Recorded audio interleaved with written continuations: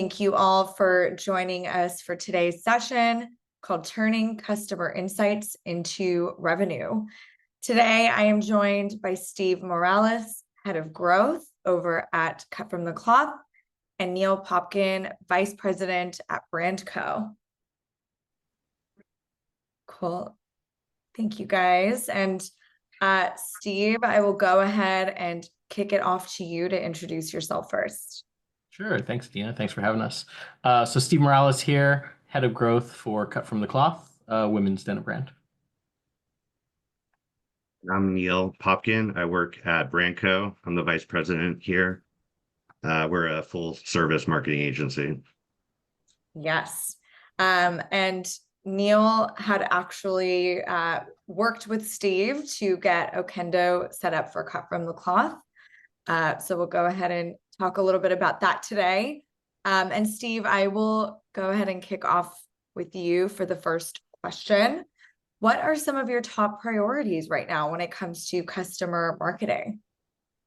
Sure. So I would say, top priorities right now are just getting the right products in front of the right people at the right time. Don't need to use the buzzword of personalization, but we're really focused on that. So, we've done a great job with Brandco as our partner and agency of getting, a good amount of traffic in, very qualified traffic. But now it's like, how do we take things to the next level and really get people to where they want to be? Absolutely. Personalization is a huge buzzword right now, but it is very important. And how are, Okendo Surveys helping you achieve those goals today?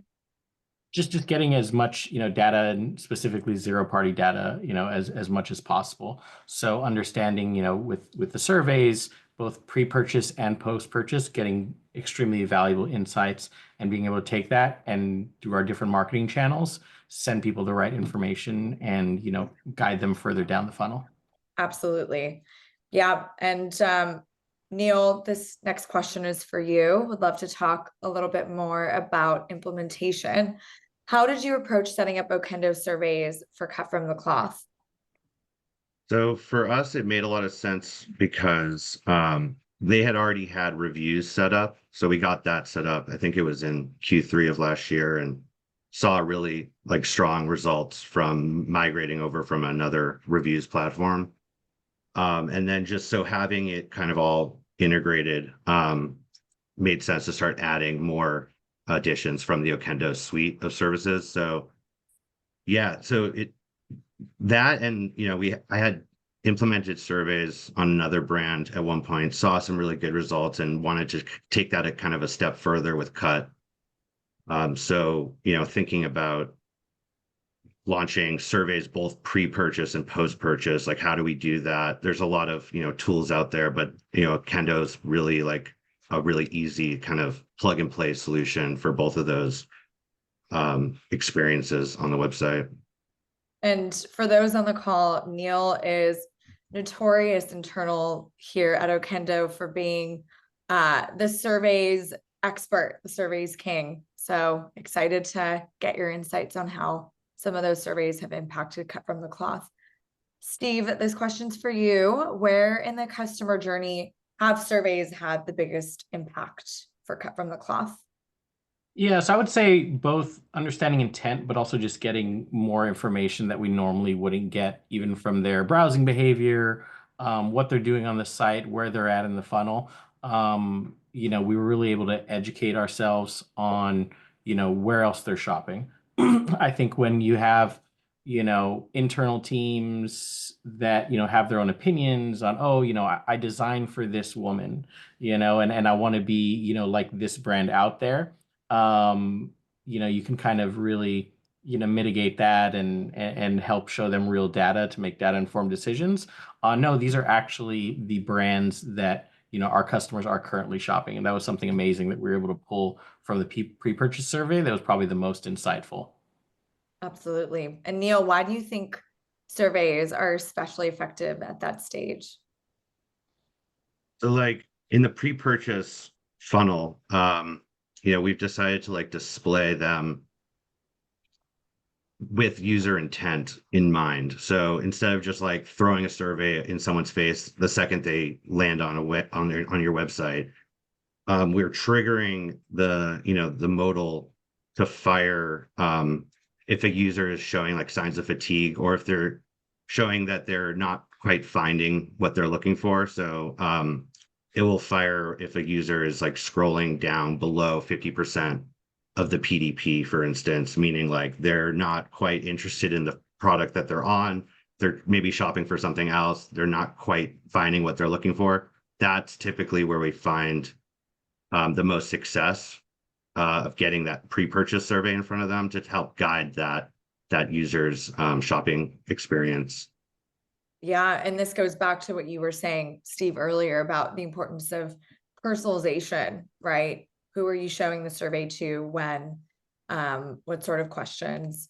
And you've gathered over 15,000 responses through your on-site survey, which is absolutely amazing.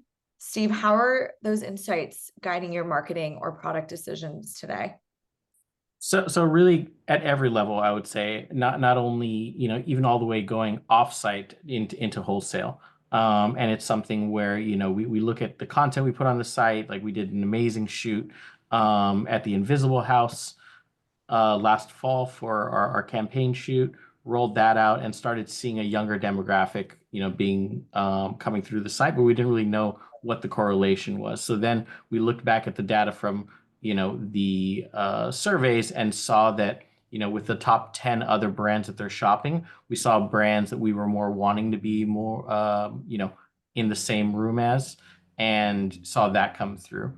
The other thing that, went into data being able to extract was really around fits. So, traditionally our straight leg is our #1 seller, but then as trends continue, we start seeing more wide legs and barrels, and, being able to see that data not only through sales, but through pre-purchase has been valuable. Absolutely. And Neil, what insights have been most surprising to learn from the survey? I think some of the post-purchase open-ended responses that we have, where they're easy to digest with the use of like a ChatGPT. If you export all of them and have it give you insights into that. So there's definitely some like overarching things that we learned at like that were giving friction on the checkout page that we kind of didn't really, we may have overlooked. And I don't have too many specifics on that, but it's just like the ability to get like a really wide net of like what do you wish we had that you didn't find on our website today. So like different categories, things, it's really insightful information for the product team that we share with them weekly on just, what do we need to produce that we might have overlooked. So that type of stuff. And then, yeah, the shopping experience stuff, anything that's giving friction at checkout was really interesting. Yeah, I mean, it's important to still collect information and feedback from your customers, especially with an on-site experience where you don't have that one-to-one salesperson to customer interaction. So it's cool to see the sort of feedback you're finding out from customers via surveys. Neil, you've integrated Okendo with both Klaviyo and Attentive. So let's talk a little bit about how the integration works. Maybe you can give us a bit of your insight into how you're using the integrations.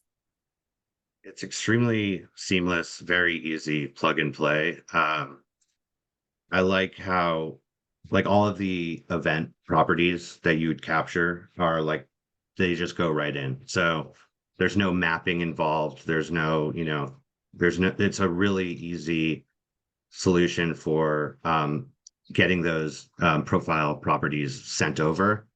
Yeah. Any code that you generate in Okendo, it gets passed over into both Attentive and Klaviyo. So if you're incentivizing your survey, that it stays consistent throughout, email and SMS touch points that, follow the survey. So that, yeah, it's just, I mean, it's as easy as, literally just hitting like a button basically. And, it's integrated with Klaviyo and Attentive.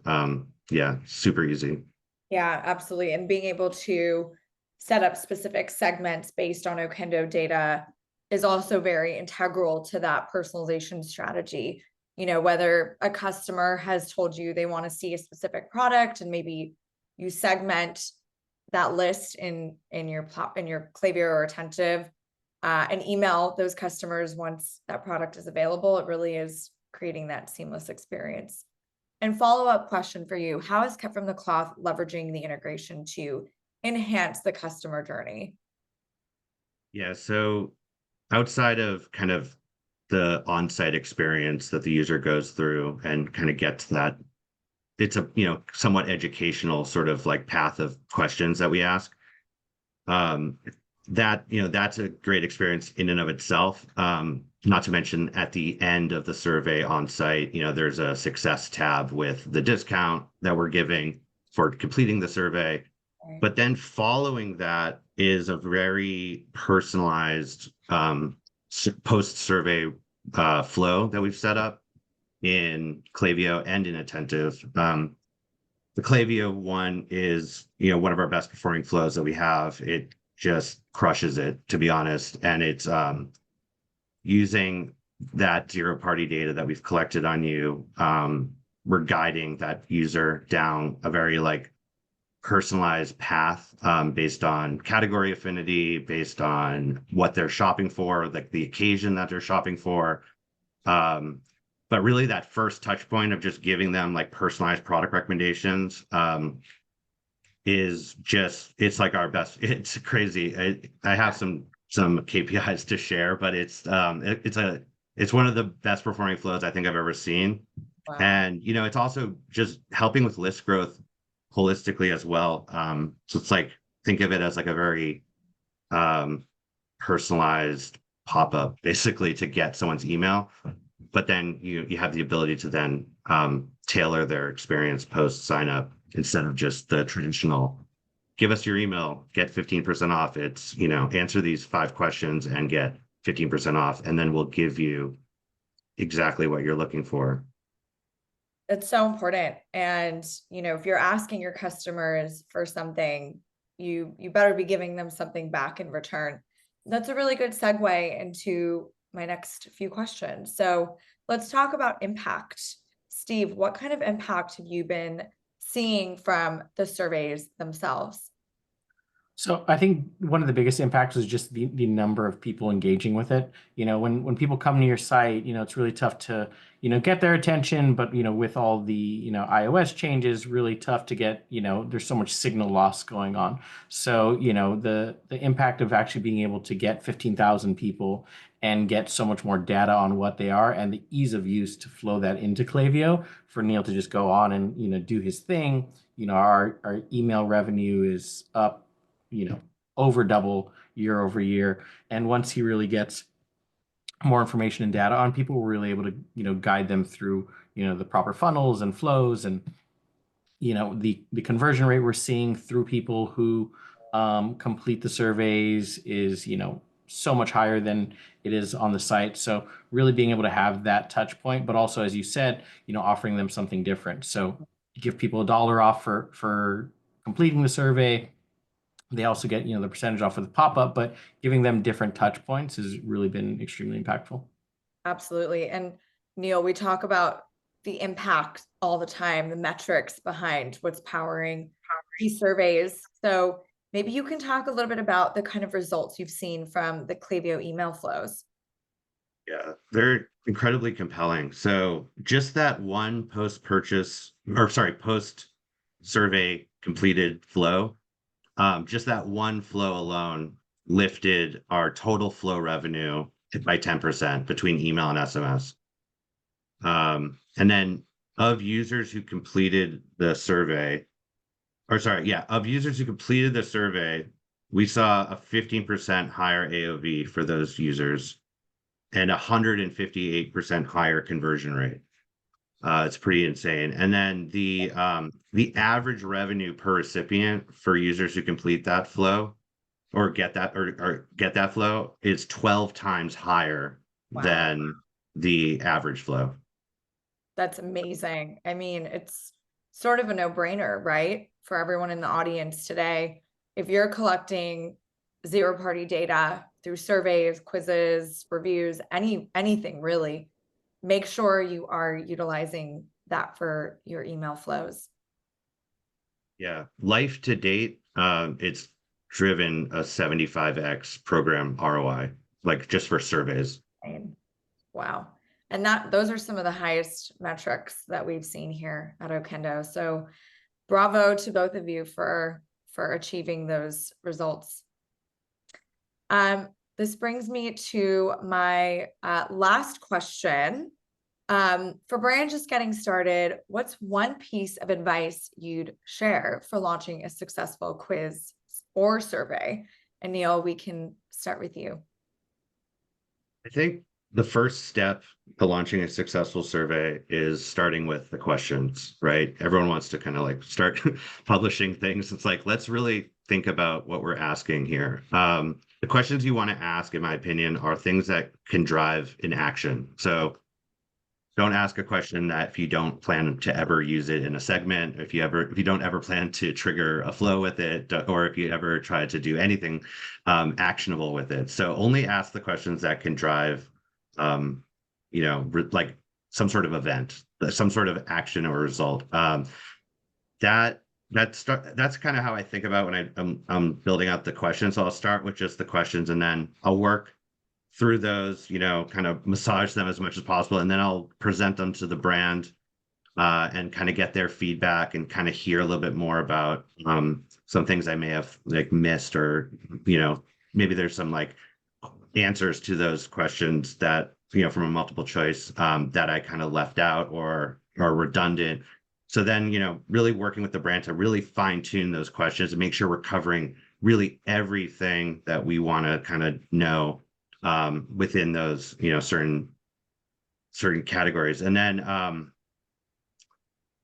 so like, for instance, like some of the ones that we've done is like, what, like, are you shopping for a special occasion? Is it like a wedding? Is it, or like, is it a party or a vacation or whatever the case may be? And then that can like tailor like a really amazing post-survey completion flow that's just like all about vacation or something like that. So start thinking about like, how would this translate into some sort of like flow that you can envision.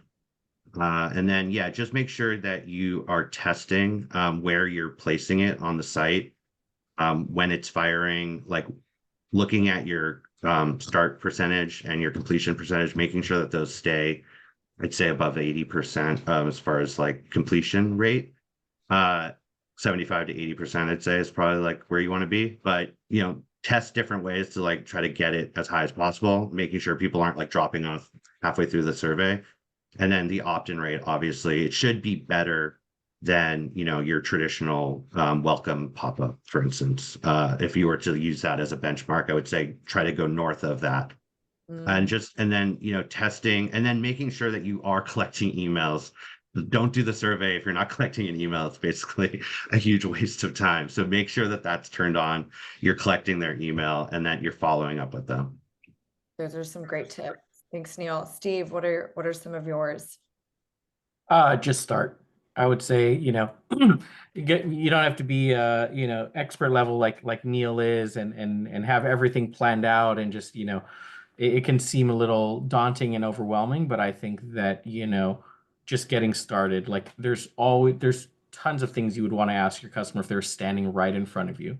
But, if there's 2, 4, 6, 8 questions that you could ask them that you can action on, what's your preferred fit? Just think of the customer journey and like where you as a customer would want to go through and how you can get those insights. But, thanks to Okendo for just being a great partner, making things very easy to set up. Great dashboard and back end for us to really see the results. And as Neil said, seamless integrations, across the board. Thank you. I love that advice. Just start, don't prolong that decision. Just get started. So we're going to open it up now for Q&A. If you have any questions, feel free to post in the chat. We do have a few already in here, so I'll go ahead and get started with those. Question from Mike Cregan. I hope I'm pronouncing your last name correctly. examples of questions that can foster action. So Neil or Steve, either one of you want to jump in here? Yeah, I'd say subcategory, like if, not only can you action off that, think category abandonment, right? But it's like instead of like relying on it being something that's just like, something kind of general, you can really make it very tailored to exactly so if someone's shopping for shorts, let's show them 3 or 4 touch points of like all our best shorts. And then let's also make sure that they're, in our shorts segment going forward. I'd say like for cut, it's like, what's your go-to denim style? Yeah. Straight leg, boot cut, wide leg, crops, flare, whatever that is.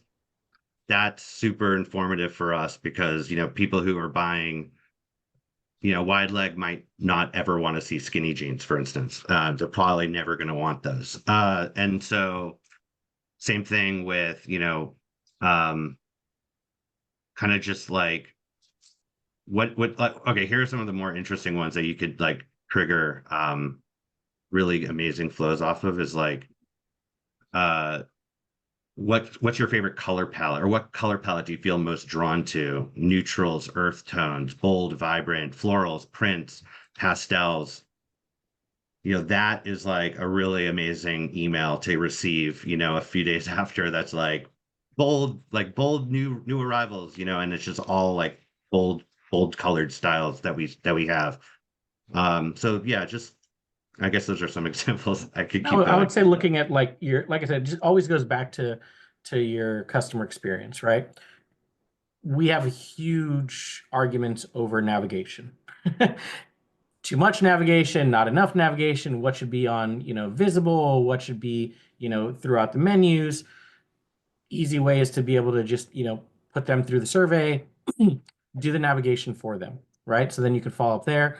Another, way to even double up if you are going full suite with Okendo like we are, put them in the survey. How and Neil came up with this one. How confident are you in your size with us? Somewhat confident, very confident. Put everybody that's not very confident, send them to the survey. Double dipping there. So that's a little takeaway trick that I'll give you for free from Neil.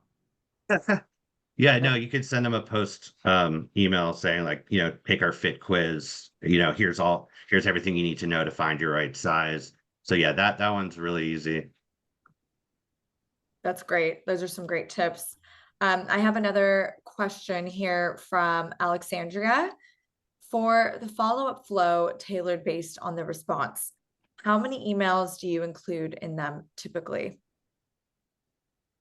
Yeah, so it's right, like it's 4 emails currently and 1 SMS.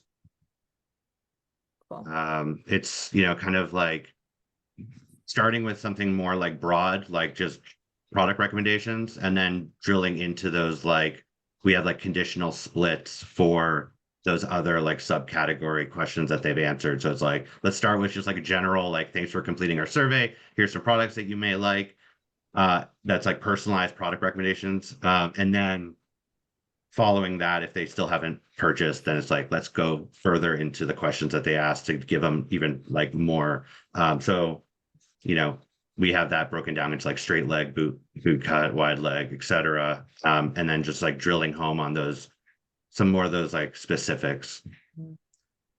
The SMS touch point is fairly simple. It's just like, thanks for completing our survey. Here's your code, shop now. Cause there's not too much you can do there. And, it's just more just like a transactional almost, but it does really well as well. Amazing. Yeah. And I'll go ahead and mention this at the end, but Neil and Steve can pop in their email addresses in the chat if you guys want to go ahead and connect with them and ask any other questions specifically about those flows. I have another question here from Michael. Over what time frame do these flows usually run, and how often do you update the content in those flows to keep them up to date? Yeah. They're pretty like they're using a lot of dynamic product recommendations. So it's like if it's like a boot cut flow, then it's just like pointing product recommendations to like the bootcut collection, and like those are dynamically updated. So there's not too much to like, there's not a lot of maintenance that needs to go on once you kind of have them set up. They're pretty evergreen. They extend over the course of 7 days currently. I mean, there's still more things that we want to keep doing. Obviously, this is kind of like, this was the initial sort of thing, was like that first 7 days from the time someone, you know, is after they've taken the survey and it's still kind of fresh in their mind, kind of touch, you know, get that. Once that happens, you know, after that, then you're thinking about like possibly re-engaging them in some other capacity. But while the survey is still, you know, freshly completed, that's, you know, that's what we're focused on. Absolutely. And the key here is always iterate, you know, test different flows, different segments, see how they're performing. If they're not performing, test something new. It's always key. And I'll take the last question here from Elia. If we're experiencing a lot of returns, mainly due to sizing, what are some questions in the survey you recommend using? I mean, I do like the one that I mentioned, which was how confident are you in your size with us? Doubling that back to the fit quiz. Also, we have a follow-up right after that is, have you taken our fit quiz? So really understanding what percentage of people, pushing them there. But then also just like the number of you know, fits that you have, which do you prefer? But yeah, I would say the combination of those two really gets the job done. Yep. Cool. Neil, any feedback on your end? So can you, sorry, I didn't fully get the question. It's if you're experiencing a lot of returns due to sizing, what are some questions that you recommend using?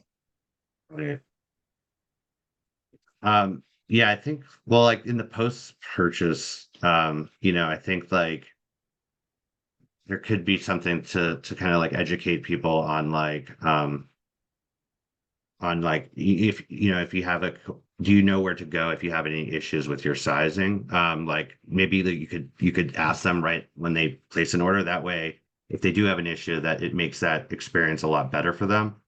We don't have that running. It's just something I thought of, but I think yeah, I definitely, like to Steve's point, the more you can educate the shopper on like trying to find the right size, I think that will obviously help with the conversion rate and their confidence level in making that purchase. So in the pre-purchase area, definitely, you know, you want to like educate them that you have a fit quiz, that, you know, those things exist. Yeah, and then on the post-purchase side, if you are working with some sort of a fit predictor, you know, other partner, you know, did you, and they are returning due to sizing, you know, did you use, you know, the fit predictor app that we have? If you know, there's something that we're installing now to try to reduce returns, which is a stretch meter. You know, was the stretch meter visible? Like going into your purchase, did you feel confident in what you were purchasing, that it was going to be the right size?